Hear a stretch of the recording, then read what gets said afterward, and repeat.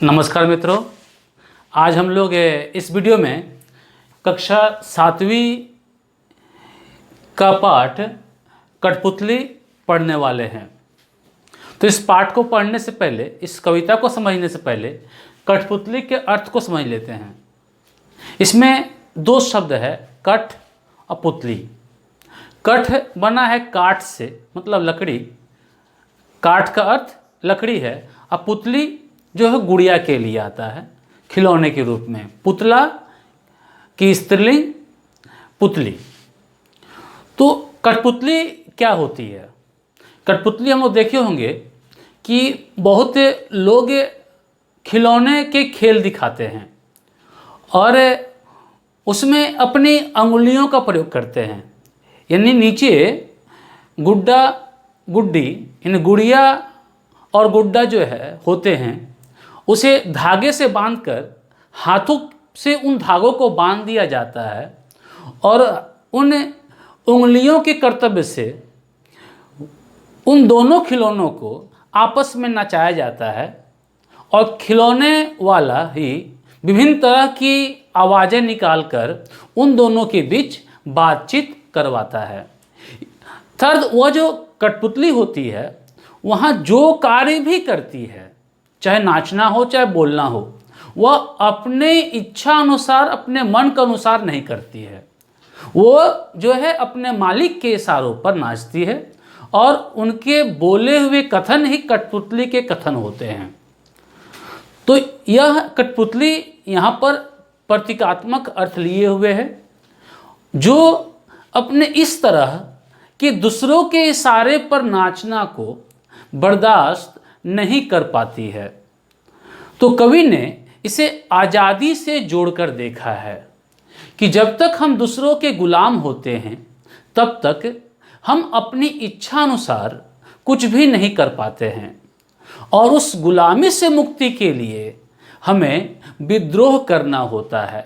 तो ये आज़ादी की भावना, ये गुलामी से लड़ाई और यह विद्रोह हम इस कविता में देखेंगे।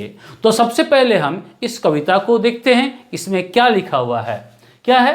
कठपुतली गुस्से से उबली, बोली ये धागे क्यों हैं मेरे पीछे आगे, इन्हें तोड़ दो, मुझे मेरे पांव पर छोड़ दो।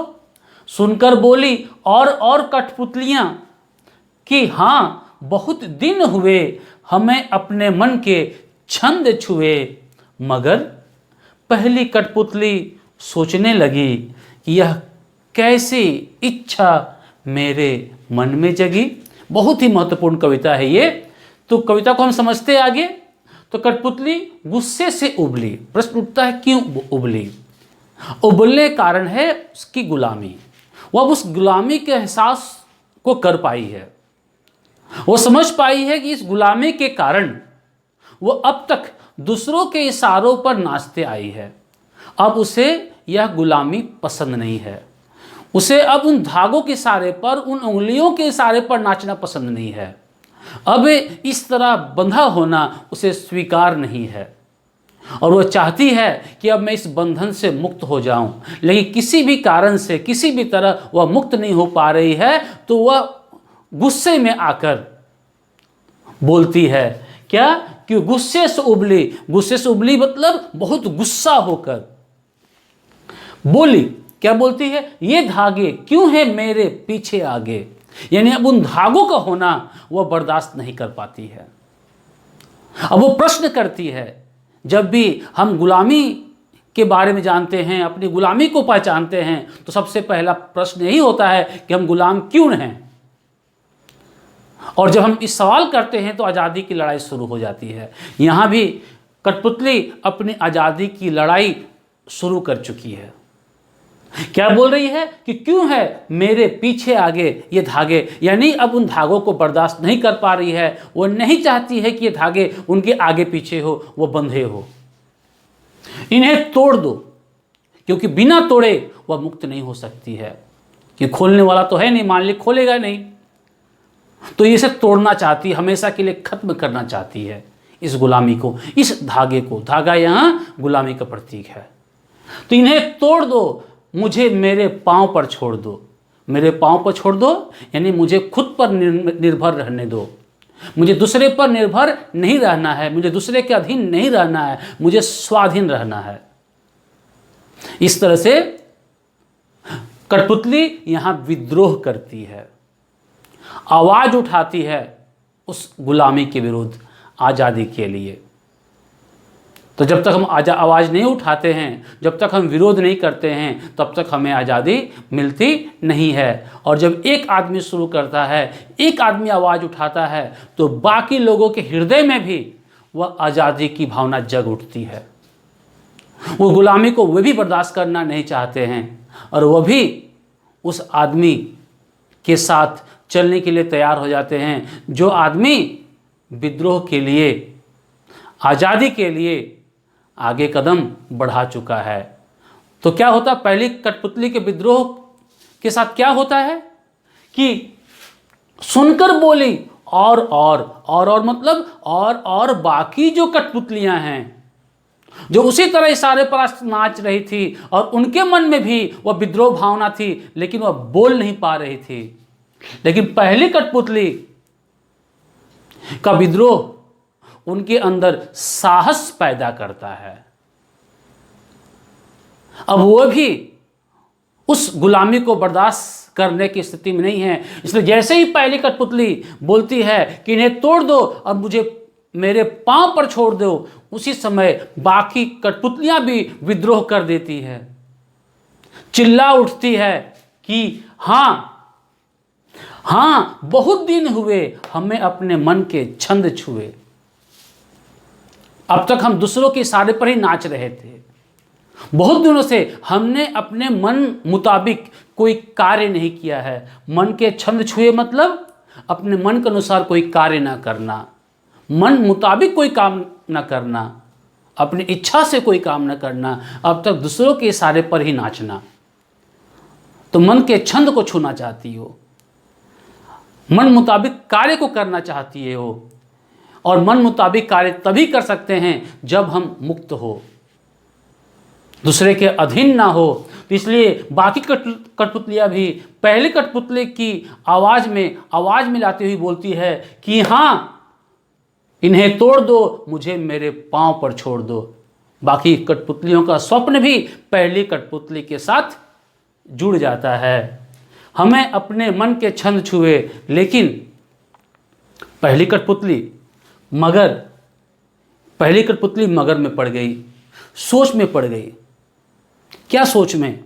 कि अब तक यह लड़ाई उनकी व्यक्तिगत लड़ाई थी, लेकिन जैसे ही बाकी कठपुतलियां भी उनके हाँ में हाँ मिलाती है, यह विद्रोह बड़ा हो जाता है, यह आवाज़ बड़ी हो जाती है, तो पहली कठपुतली उस उत्तरदायित्व को समझती है कि अब लड़ाई एक की लड़ाई नहीं है, बल्कि सबकी लड़ाई है।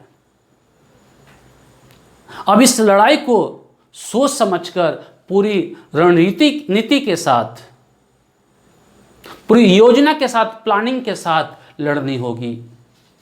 यदि हम योजना के साथ नहीं लड़ते हैं तो सबके लिए यह आज़ादी मुश्किल है।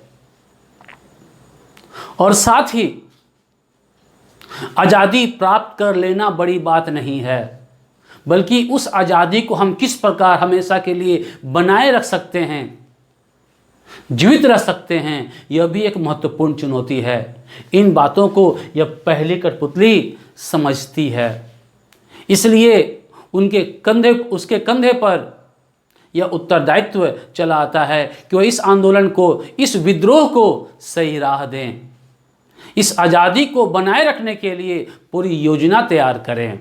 इसलिए कहती है कि मगर पहली कठपुतली सोचने लगी, इसलिए वो सोचने लगती है कि कैसे इस आंदोलन को सही राह दें, आज़ादी को प्राप्त करें, सभी कठपुतलियों को, सभी लोगों को मुक्त करें, आज़ाद करें, और कैसे भविष्य में भी इस आज़ादी को बनाए रखें, उसको लेकर वो सोचने लगती है।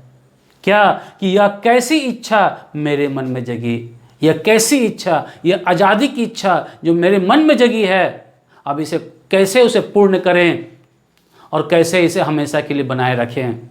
इस तरह से कठपुतली के माध्यम से कवि भवानी प्रसाद मिश्र ने हमें ज़िंदगी में आज़ादी के महत्व को समझाया है और हर हाल में इस आज़ादी को प्राप्त करने के लिए हमें प्रेरित किया है और इसे किस तरह से इसे बनाए रख सकते हैं इसके लिए प्रेरित किया है और समझाने की कोशिश की है कि आज़ादी हमारे लिए बहुत महत्वपूर्ण है और जब तक हम अपने पैरों पर खड़े नहीं होते हैं, जब तक हम मन मुताबिक कार्य नहीं करते हैं, तब तक हम आज़ाद नहीं होते हैं और दूसरों की सारी पर नाचना वह कठपुतली बनना है।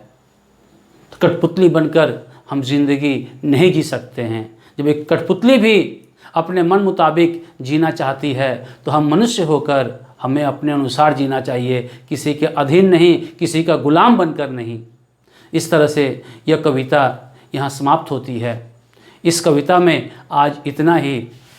धन्यवाद।